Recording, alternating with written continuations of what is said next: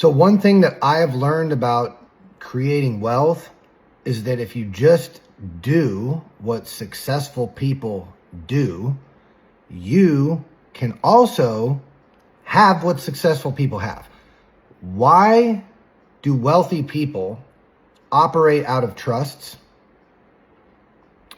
I mean, I get all these people all the time that are just hell-bent on LLCs or S-Corps or all these different structures.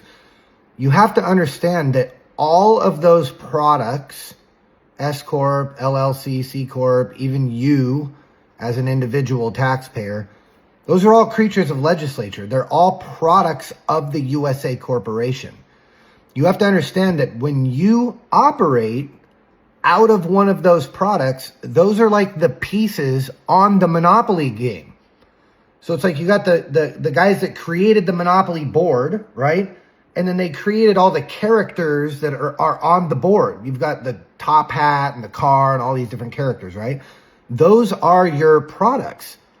And depending on what character you choose to go around the board as determines how you pay your taxes. So if you want to go around the board as an individual, we all know how that goes. You fill out a W-9, you have a job, they take out your taxes first, blah, blah, blah, blah, blah. If you decide to be the car or the LLC, you just have a different set of rules as you go around the board, but you're still on the board. For those of you that want to get off of the board, you cannot operate as a creature of legislature.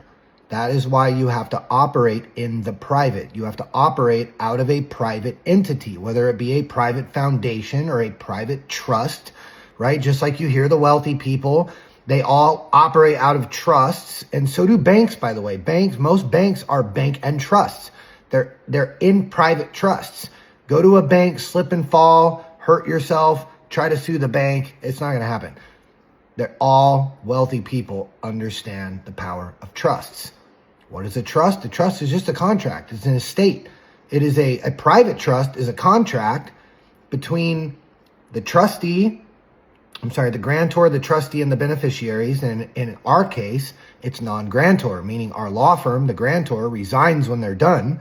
So now there is no owner of the trust, right? So all it is a contract now where the trustee is managing this entity on behalf of the beneficiaries to provide benefits to them. So now the trust can own businesses, it can own life insurance, it can do all this other cool shit. But the bottom line is, if you want to get wealthy, you have to do what wealthy people do.